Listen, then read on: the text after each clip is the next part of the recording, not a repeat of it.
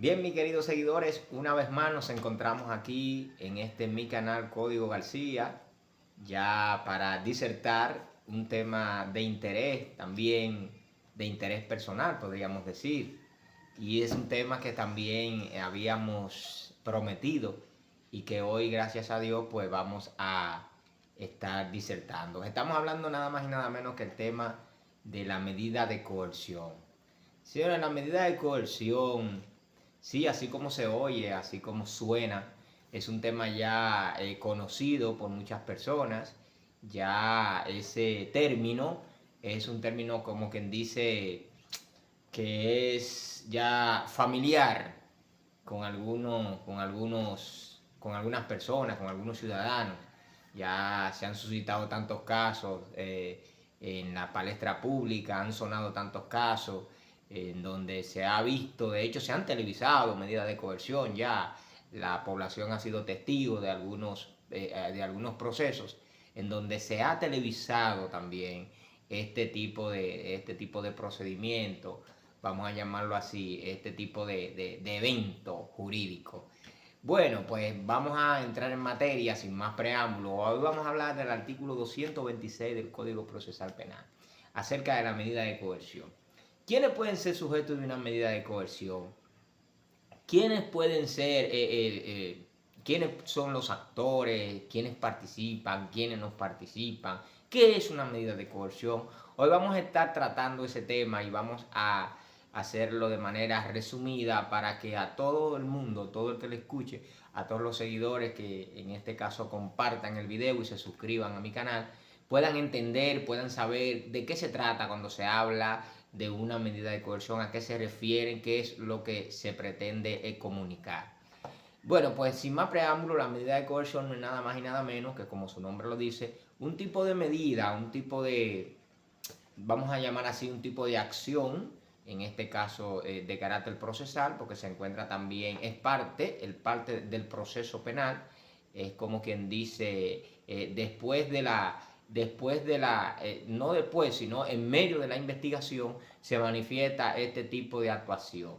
Ese nombre, la medida de coerción, no es nada más y nada menos que este tipo de medida a la cual se sujeta un imputado con el propósito de que se mantenga en el proceso. O sea que, como decimos en un buen argot, en un buen dominicano, para que no se sustraiga, para que no se mande, para que no se desaparezca, para que no se espume, como hemos visto muchos casos en este país en donde a un imputado, de hecho, se le ha conocido una medida de coerción y de repente pues se le ha dado un beneficio para ese tipo de imputado y de repente aparece que se sustrae del proceso, se va, se fuga, se espuma, se esconde.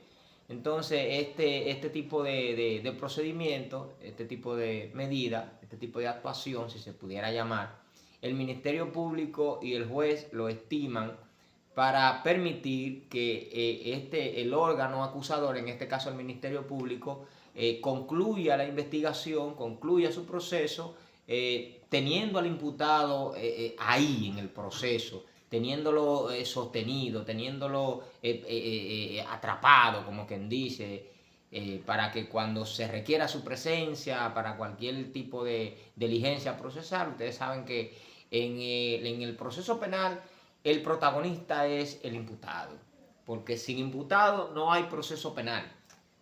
Por eso, por eso este tipo de medida, por eso este tipo de acción, porque la presencia del imputado es sine qua non en el proceso penal. Bien, y este tipo entonces de actuación lo hace el Ministerio Público cuando comienza una investigación en contra de una persona, en contra de dos personas, pueden ser una, pueden ser dos, pueden ser tres, un grupo de personas, y el Ministerio Público en esa investigación ha encontrado elementos probatorios o cintilas probatorias, que es como se le llaman en este caso a ese tipo de elementos, que señalan la participación, la autoría, la coautoría o la ayuda de algunas personas. Entonces empieza a sindicar, empieza a señalar a esas personas. Inmediatamente esa investigación y esos medios, esas pruebas, perdón, empiezan a señalar a X persona como autor, como cómplice. Entonces el Ministerio Público lo que hace es que dice, déjame asegurar a esta persona. Y inmediatamente, una vez iniciada la investigación y encontrados esos indicios, entonces va donde el juez. A veces, en la mayoría de casos, arresta al imputado.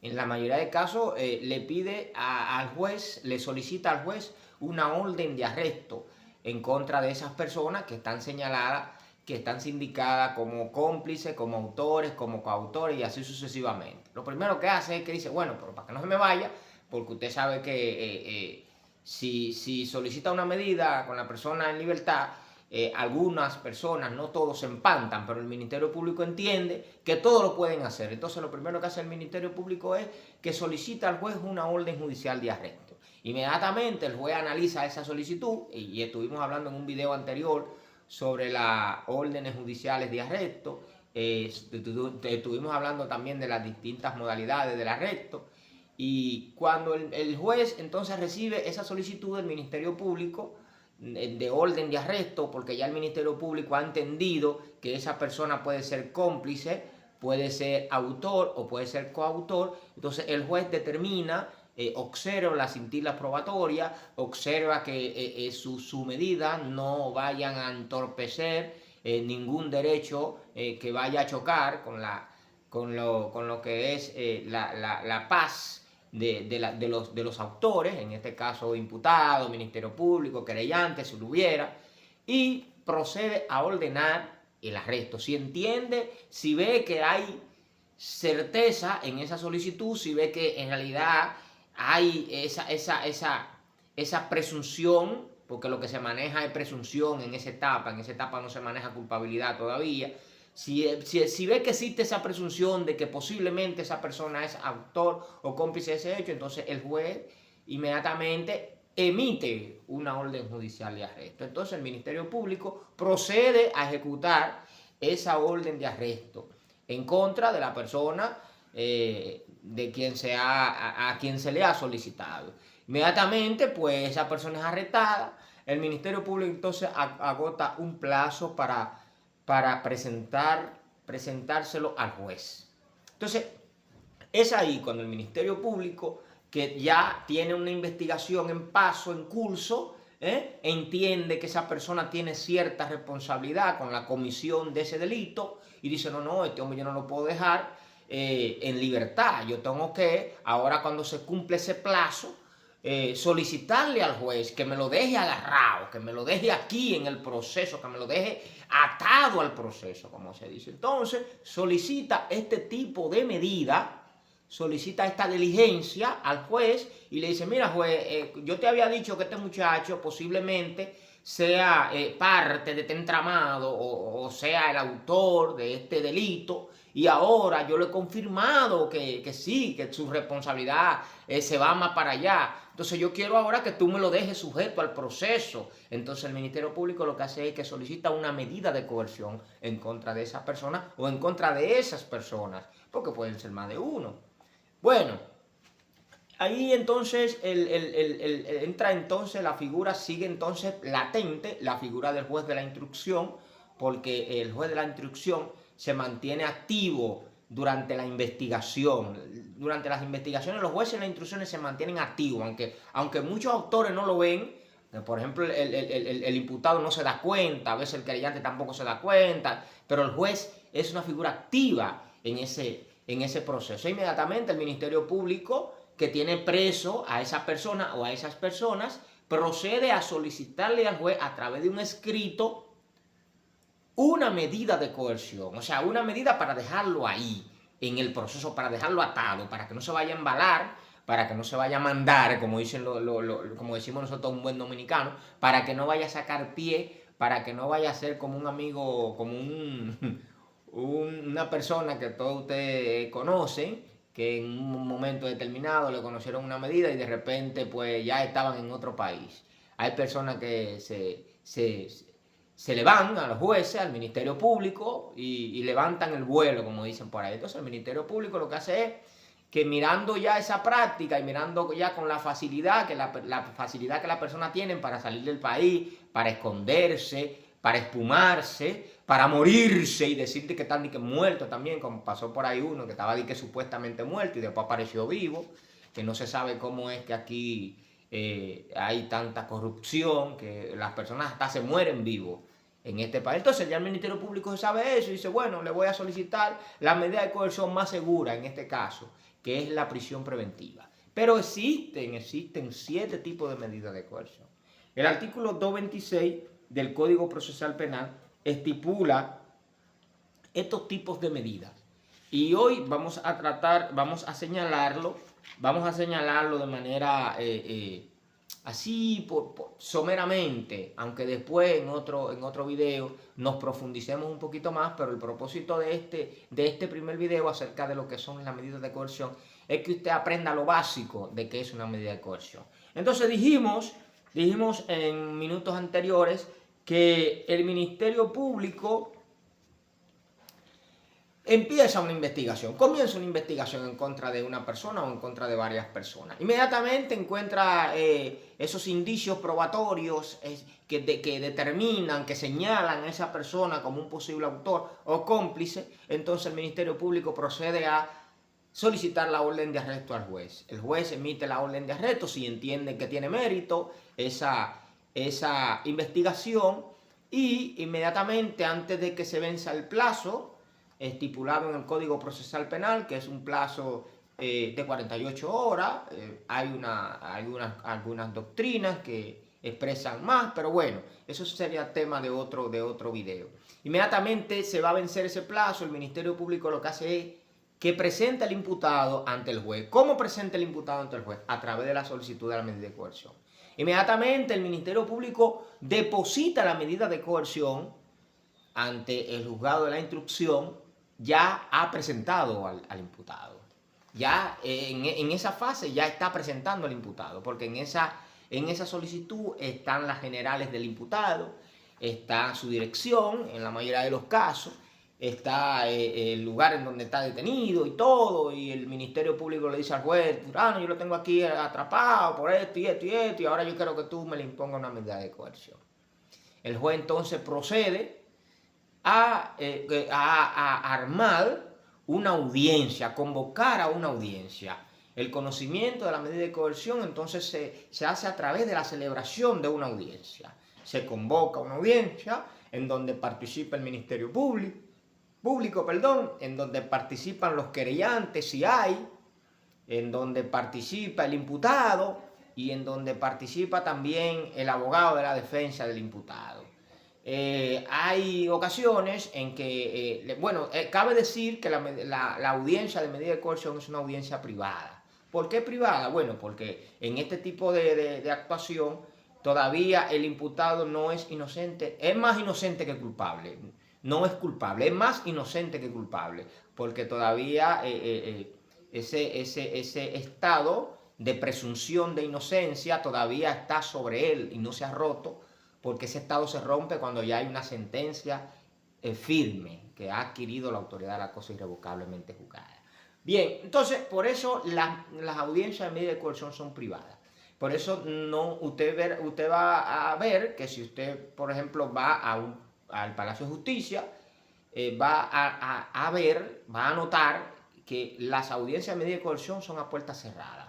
A menos que el imputado pueda exigir que haya cámara, que haya personas grabando, que el imputado entienda que peligra, que le pueden hacer trampa o lo que sea, y exija pues que haya la presencia de esos medios, pues lo pueden hacer. Nosotros hemos visto en el país, como dijimos en minutos anteriores, audiencias de medida de coerción que han sido televisadas, que han estado, valga la redundancia, miembros de las prensas, los canales de televisión, y nada, hemos visto cuál es el devenir. En esa audiencia de medida de coerción, entonces se va a conocer el pedimento del Ministerio Público, Le dije en minutos anteriores que el Ministerio Público tiene una letanía, vamos a llamarlo así, que es que por todo pide prisión preventiva. El Ministerio Público en este país, prisión preventiva es la regla, que es al revés. Es al revés, procesalmente hablando es al revés, pero el Ministerio Público tiene como Padre Nuestro pedir prisión preventiva hasta por una pica de ojo. O sea, usted le pica un moquito y el Ministerio Público entiende que usted es un imputado porque le picó ese moquito, lo presentan ante un juez y le piden prisión preventiva. No sé cuándo eso va a cambiar, yo estoy esperando que cambie porque las condiciones para la prisión preventiva ya se han desbordado, o sea, hay un abuso de prisión preventiva. Y eso va a ser tema también de otro video que vamos a grabar para hablar de ese tipo de situación. Entonces, el Ministerio Público puede solicitar alguna de estas medidas de coerción. Yo le dije que puede solicitar algunas, sin embargo, la práctica es que solicita más la del numeral 7. Dice, la presentación de una garantía económica suficiente. O sea, este tipo de medida es una medida real, porque existen dos tipos de medidas, las medidas reales y las medidas personales. En este caso, las medidas reales son las medidas de coerción que atacan, que dañan el patrimonio de la persona. Como por ejemplo, una garantía económica es una medida de coerción real, porque ataca el patrimonio de la persona, porque la persona tiene que despojarse de una cantidad de dinero para depositarlo en una compañía aseguradora, para depositarlo ante un banco, lo que sea, por donde el Ministerio Público entienda que debe de hacer el depósito. Está también entonces la prohibición de salida y sin autorización del país, de la localidad en cual resida o del ámbito territorial que fije el juez. Esta también es una medida de coerción que ataca de manera personal. Es una medida personal porque están limitando el tránsito de la persona. Dice que no puede salir del país sin autorización del juez y no puede mudarse de la localidad en donde está sin antes comunicarlo. O sea que lo ataca a él de manera personal también porque le limita el derecho de movilidad que tiene la persona. Ustedes saben que la movilidad y la libertad de la movilidad es un derecho también fundamental, porque le permiten a la persona, usted puede ir a donde usted quiera sin que nadie lo prohíba, pero cuando la medida pues lo prohíbe, ya lo ataca a usted de manera personal.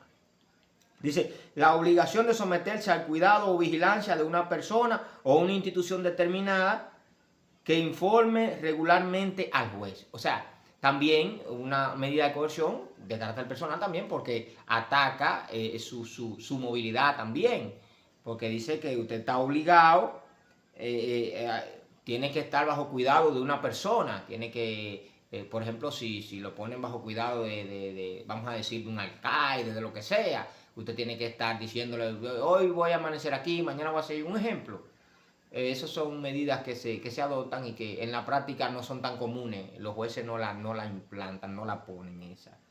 La cuarta es la obligación de presentarse periódicamente ante el juez o ante la autoridad que él designe. O sea, esa es la famosa presentación periódica. Lo que nosotros conocemos como presentación periódica. A fulano le impusieron presentación periódica. Ese es nada más y nada menos que la obligación que tiene el imputado de ir el día que el juez determine a presentarse ante el fiscal investigador. La práctica es que sea ante el fiscal investigador. Ahí es que, por eso que usted ve que hay una gente que dice, no, él está filmando. De ahí el término, él está filmando. Esa es la presentación periódica. Usted se presenta un día de cada mes, un día cualquiera, el que le pongan de cada mes, ante el fiscal investigador, firma un libro, como si fuese un libro de récord que ellos tienen, para que usted, dando a entender, dando cuenta de que usted está en el lugar, que usted está en la localidad y que usted no se ha ido de viaje, ni tampoco ha salido para otra localidad, sino que usted está ahí en el proceso. Y cuando él quiera requerirlo, pues lo puede hacer, porque usted está filmando regularmente. La número 5 dice la colocación de localizadores electrónicos sin que puedan medir violencia o lesión a la dignidad o integridad física del imputado. Señores, esta es una medida que no es de pobre. vale decir, este tipo de medida de coerción, la colocación de un grillete, en Estados Unidos se utiliza mucho este tipo de medida.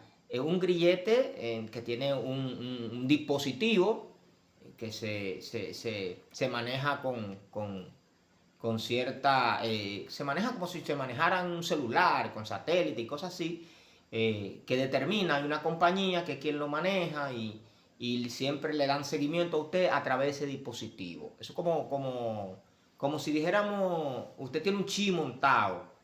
Usted está como los celulares, que usted con un celular en los bolsillos, la compañía telefónica le puede decir a usted dónde usted está, porque la señal del celular se conecta con la antena y le identifica su localización. Entonces, estos localizadores, como su nombre lo dice, se lo colocan a las personas, pero esto no es una medida de pobre.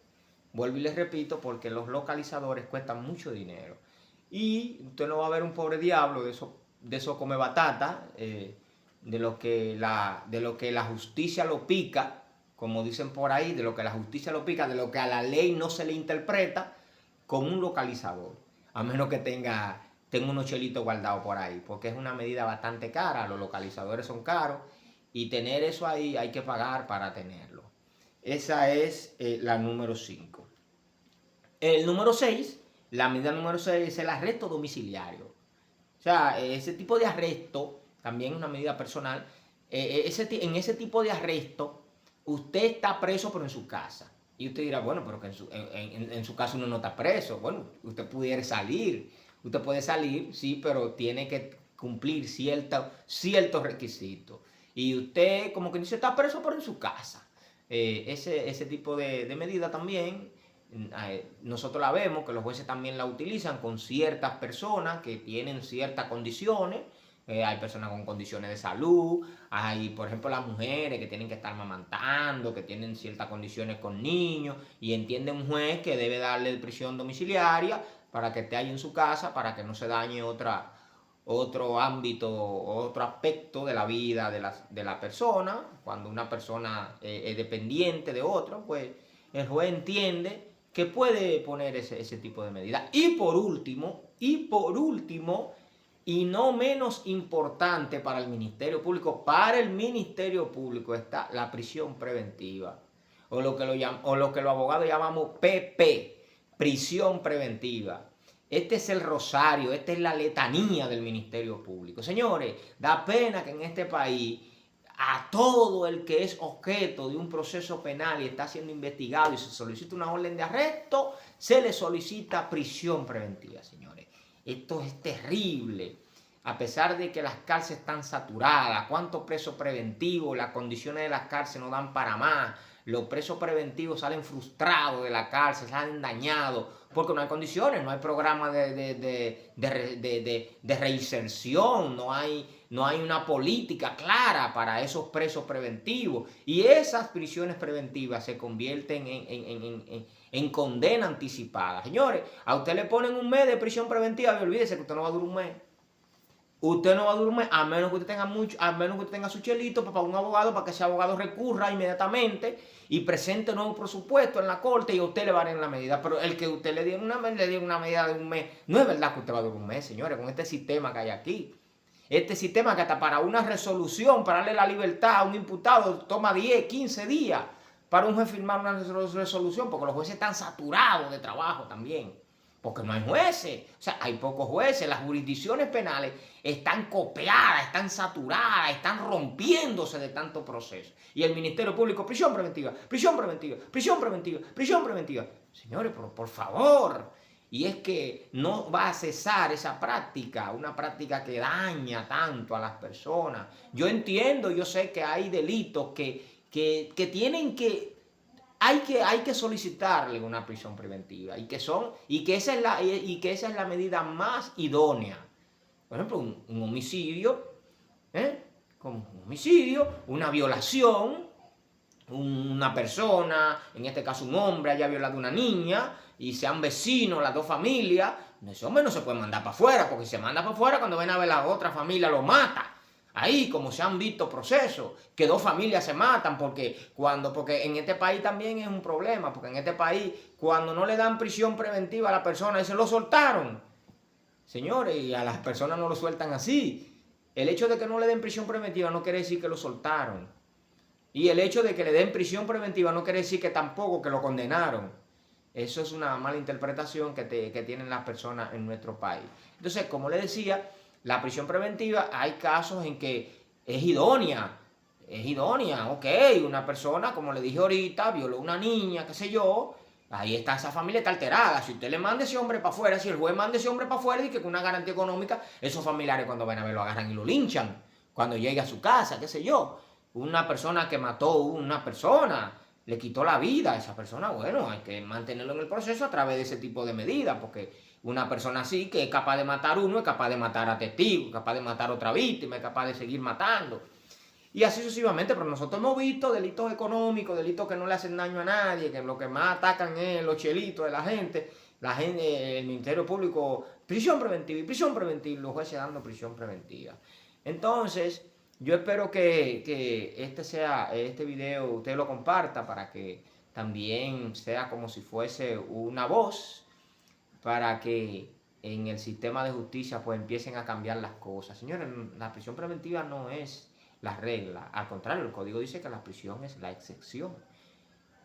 La prisión es la excepción y la libertad es la regla, porque los imputados deben de conocer su proceso en libertad siempre y cuando la libertad del imputado no sugiera un peligro para la víctima, un peligro para la sociedad y un peligro para el proceso. Porque si se dan esos tres elementos, lógicamente que no se le puede mandar para la calle al imputado. Pero cuando en el imputado no es un peligro para la víctima, no es un peligro para el proceso, no es un peligro para la sociedad y no es un peligro para la investigación, ¿por qué hay que dejarlo preso? ¿Por qué hay que darle un mes de prisión preventiva? Señores, eso da pena. Digo, un mes de prisión preventiva, eso es tremendo. Y la gente se frustra con esa prisión. Así que ya ustedes saben, mi gente, hoy estuvimos tratando sobre ese proceso que ya es conocido, como les dije ahorita, acerca de lo que es la medida de coerción. Y estuvimos tratando y estuvimos discerniendo los 7 tipos de medidas de coerción que hay. Y nosotros vamos a hacer también un comentario y vamos a pedir que usted sea lo más prudente posible. Si usted se encuentra en un proceso penal, si usted lo requiere alguna autoridad de forma, ya sea el Ministerio Público a través de una citación, algo, vaya a ver qué pasa, porque el comportamiento de usted en los procesos también tiene que ver y también influye para que el juez tome una decisión si a usted le tocara que se le conozca una medida de coerción. Así, mis queridos suscriptores, que hasta aquí hemos llegado con este tema hoy sobre la medida de coerción. En el próximo video vamos a tratar de manera más a fondo por qué a cada imputado se le debe de solicitar una medida de coerción y cuál sería la más idónea, y vamos a estudiar esos elementos que estudian los jueces para poder imponer una medida de coerción, para que usted entienda, no sea que usted se vea en un proceso y que usted diga, pero a fulano le dieron prisión preventiva, pero a este le dieron una garantía económica, la justicia como que está al revés. No, es que hay cosas que usted no puede ver, que los jueces sí pueden ver.